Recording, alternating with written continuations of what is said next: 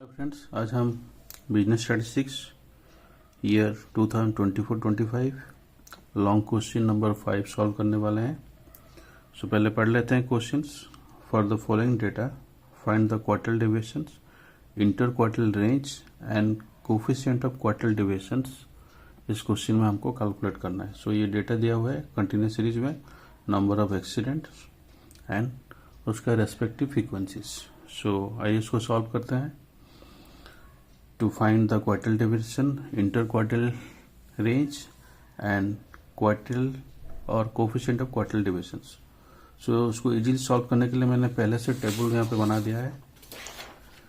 So जो कुछ data दिया था उसी डेटा को यहाँ पे मतलब table wise number of accident denoted as x and frequency denoted as f, और यहाँ पे लास्ट थर्ड कॉलम दिया है क्यूमुलेटिव फ्रीक्वेंसीज, और इसका रेस्पेक्टिव फॉर्मूला दिया है for quartile deviations, that is Q3 minus Q1 divide by 2, inter quartile deviation और जिसको रेंज भी बोला जाता है, that is Q3 minus Q1 and coefficient of quartile deviations that equals to Q3 minus Q1 divide by Q3 plus Q1। So आइए इसको solve करते हैं। सो फर्स्ट हम लोग यहाँ पे क्या करेंगे, क्यूमुलेटिव फ्रीक्वेंसी कैलकुलेट करेंगे। So first one is 5 plus 12 that equals to 17 plus 32 that is known as 49 plus 27 ये हो गया 76 plus 11 87 plus 9 that is 96 plus 4 100 plus 3 103 plus 1 104। सो ये हो गया हमारा क्यूमुलेटिव फ्रीक्वेंसी कैलकुलेशन। नेक्स्ट हम लोग क्या करेंगे, यहाँ पे सम ऑफ फ्रीक्वेंसी कैलकुलेट कर लेंगे, that is 104। This is also known as n, क्योंकि एक कंटिन्यूस सीरीज है। द नेक्स्ट हम लोग कैलकुलेट करेंगे, ये सब वैल्यू कैलकुलेट करने के लिए हमको Q1 और Q3 कैलकुलेट करना है। सो Q1 इक्वल्स टू, यहाँ पे हम लोग लिख लेंगे that is value of n by fourth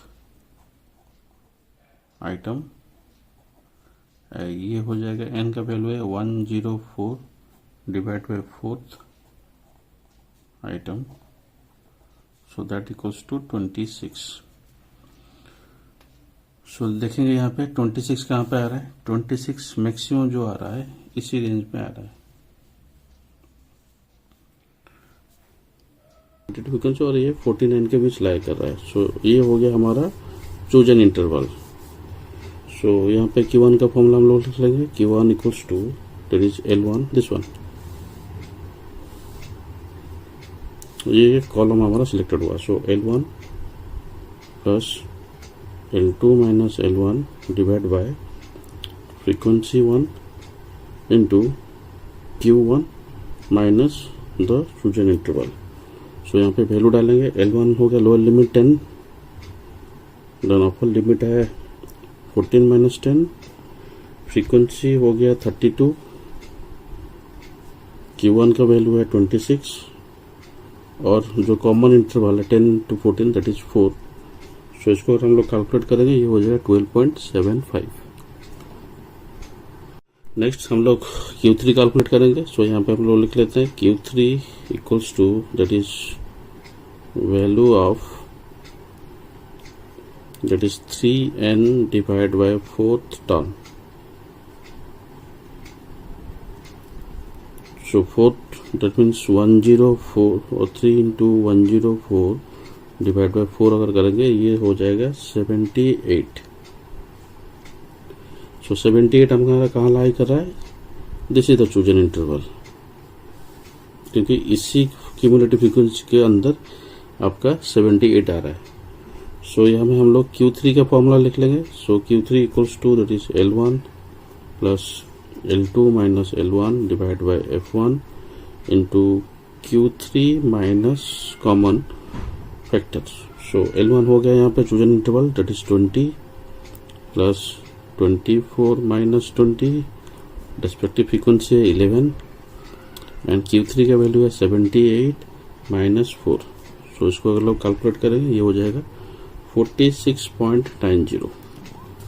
उसके बाद जो क्वेश्चन में दिया हुआ है क्वार्टाइल डेविएशन हमको कैलकुलेट करना है। सो यहाँ पे हम लोग लिख लेंगे quartile deviation that equals to Q3 minus Q1 divide by 2। ये हो गया formula for quartile deviation. So इसको हम लोग कैलकुलेट करेंगे। 46 Q3 का वैल्यू है 0.90 minus 12.75 divide by 2 that equals to 17.07। So ये हो गया क्वार्टाइल डेविएशन का आंसर। देन हमको coefficient of inter quartile range निकालना है। सो यहाँ पे लिख लेंगे inter that is quartile range equals to that is Q3 minus Q1। So यहाँ पे Q3 का वैल्यू है 46.90 माइनस 12.75। सो ये हो जाएगा आपका 34.15। ये हो गया आंसर। सिमिलरली हमको लास्ट वाला कैलकुलेट करना है। सो यहाँ पे लिख लेंगे coefficient of that is quartile deviations equals to that is Q3 minus Q1 divide by Q3 plus Q1। So चलिए इसको सॉल्व करते हैं। 46.90 minus 12.75 divide by 46.90 plus 12.75। So इसको अगर हम लोग कैलकुलेट करेंगे तो आंसर हो जाएगा 0.57। सो ये हो गया हमारा answer.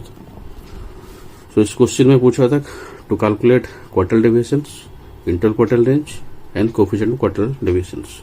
So thank you for watching this video. Kindly like, share and subscribe this channel. Thank you.